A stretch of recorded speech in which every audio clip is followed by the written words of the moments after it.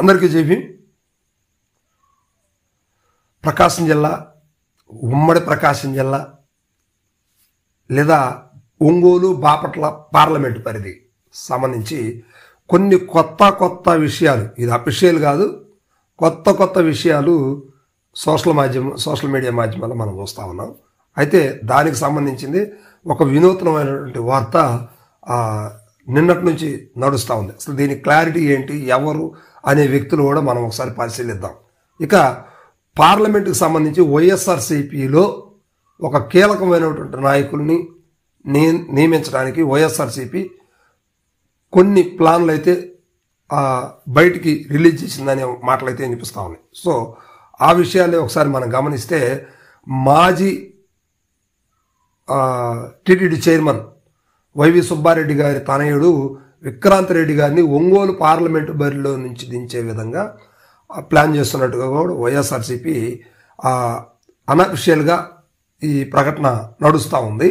So ఇప్పటికీ ఇది రాష్ట్ర వ్యాప్తంగా కూడా సంచలనం అవుతుంది ఈ వార్త. సో అదేవిధంగా బాపట్ల పార్లమెంటు కూడా 3 సార్లు ఎమ్మెల్యేగా హ్యాట్రిక్ కొట్టి 4వసారి ఓటమి పాలైనటువంటి వ్యక్తి ఆదిమూలపు సురేష్. ఈయన విఆర్ఎస్ తీసుకున్నటువంటి వ్యక్తి అనమాట.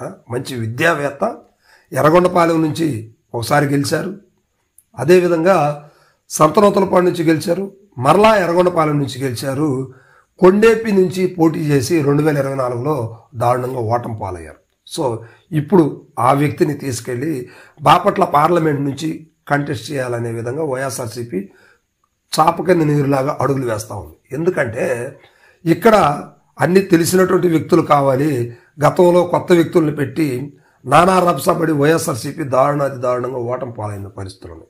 నియోజకవర్గాలను బేరీజ్ వేసుకొని ఓట్ బ్యాంక్ కావచ్చు, కులాల సమీకరణ కావచ్చు, వీటన్నిటిని కూడా ఒక బేసికల్గా తెలిసినటువంటి వ్యక్తి అయితే అన్ని విధాలుగా బాగుంటుందనే ఉద్దేశంతో వైఎస్ఆర్సీపీ ఈ ప్లాన్ చేస్తూ ఉంది.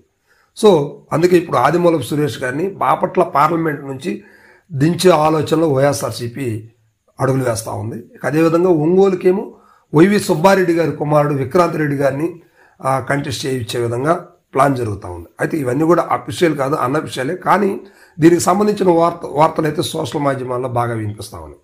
సో ఇది ఒంగోలు పరిస్థితి. ఇప్పుడు మరి ఇన్ఛార్జిగా ఉన్నటువంటి ఆదిమూలపు సురేష్ గారు కొండేపికి ఇన్ఛార్జిగా పనిచేస్తూ ఉన్నారు. అయితే వాస్తవానికి కూడా ఇక్కడ ఆయనకి క్యాడర్ పెద్దగా సహకరించిన పరిస్థితులు అయితే లేవు. అదేవిధంగా సంతనూతలపాడులో కూడా మేరుగు నాగార్జున గారికి పెద్దగా సహకరించే పరిస్థితులు లేవు. సో వైఎస్ఆర్సీపీకి ఇవన్నీ కూడా మైనస్లు అని చెప్పుకోవచ్చు. అందుకే ఇప్పుడు ఆల్రెడీ కూటమి సునామీ అనే గాలిలో కూడా ఎర్రగొండపాలెం వైఎస్ఆర్సీపీ గెలవడం జరిగింది. సో అందులో భాగంగానే తాడిపత్రి చంద్రశేఖర్ గారు ఇప్పుడు గెలుస్తున్నారు కనుక చంద్రశేఖర్ గారికి సేమ్ 2029 అక్కడ సీటు డిక్లేర్ అయ్యే పరిస్థితులు ఉన్నాయి. అందువలన ఆదిమూలపు సురేష్ గారు మరలా కొండేపిలోకి కంటెస్ట్ చేసి ఓడిపోయే కన్నా కూడా బాపట్ల పార్లమెంట్ నుంచి కంటెస్ట్ చేయిస్తే కేంద్రంలో రాజకీయాలు చేయడానికి, చక్రం తిప్పడానికి ఒక విద్యావేత్త, మంచి బలమైన పట్టున్నటువంటి నేత, ఎస్సీ సామాజిక వర్గంలో ఒక కీలకమైన నేతగా కావాలనే ఉద్దేశంతో వైఎస్ఆర్సీపీ ప్లాన్ చేస్తుంది అనేది కూడా వార్తలు మనం తెలుస్తా ఉన్నాయి అనమాట.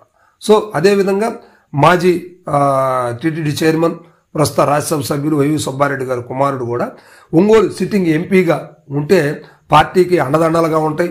అదేవిధంగా సుబ్బారెడ్డి గారు వెనకున్నారు కనుక జగన్మోహన్ రెడ్డి గారి వాళ్ళ సొంత బంధువు అయి ఉన్నాడు కనుక ఖచ్చితంగా వారి సహాయ సహకారాలు ఉంటాయి.